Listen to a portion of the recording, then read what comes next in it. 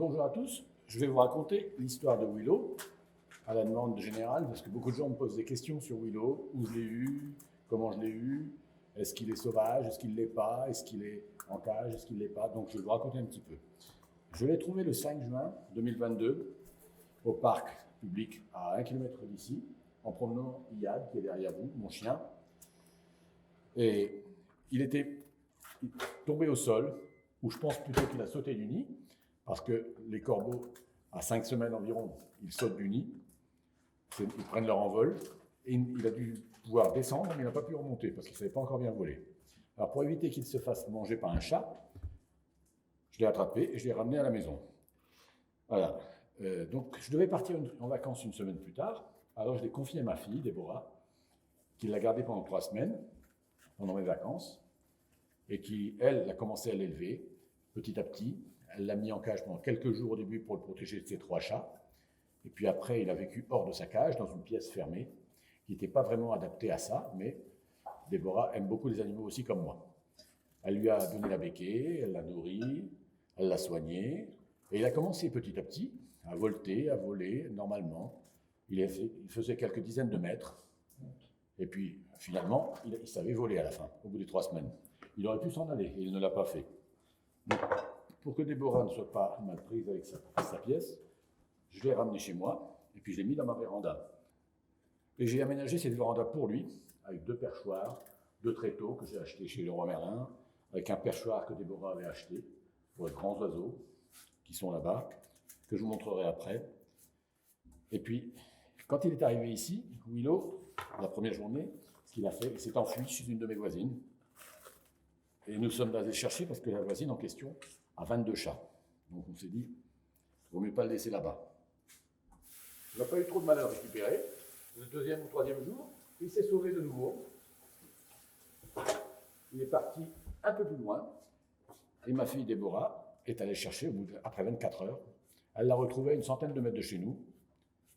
Il était dans un arbre, un petit peu penaud. Il répondait aux appels, mais il ne voulait pas descendre.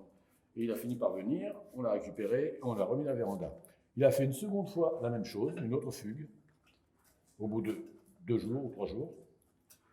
Et nous sommes de nouveau allés le chercher. Et puis je me suis dit, comme j'avais pris un risque pour aller le chercher, c'est la dernière fois, tant pis, s'il veut s'en aller, il s'en va.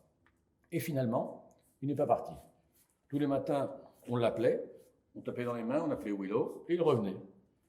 Et depuis, ça fait donc maintenant 8 mois qu'il est chez nous, il va avoir 9 mois début février, il s'en va et il revient à sa guise. Il dort souvent dehors, à environ 200 mètres d'ici, dans un grand arbre, comme tous ses congénères. Il dort dans des grands arbres pour être protégé des prédateurs. Et puis, il revient à la maison, il s'en va, il revient. Toujours à sa guise et parfois à la demande. Parfois, il est perché sur le toit de chez les voisins. On l'appelle, il revient. Il est perché parfois sur un grand arbre là-bas derrière. On l'appelle, il revient. Et la plupart du temps, on n'a pas besoin de l'appeler, il revient. Tout à l'heure, je suis revenu de faire les courses. Il m'a vu me garer, il reconnaît la voiture et il arrive. C'est un vrai chien, voilà. Donc là, ça fait 1 semaine environ qu'il dort à la maison, parce que le temps est mauvais.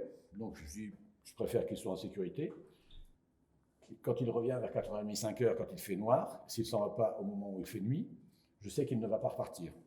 Alors je ferme la véranda pour sa protection et je laisse dans la véranda toute la nuit. En ce qui concerne sa nourriture, Willow mange un peu de tout. Il est omnivore comme tous ses congénères. Il mange de la viande, du poisson, des fruits, des légumes.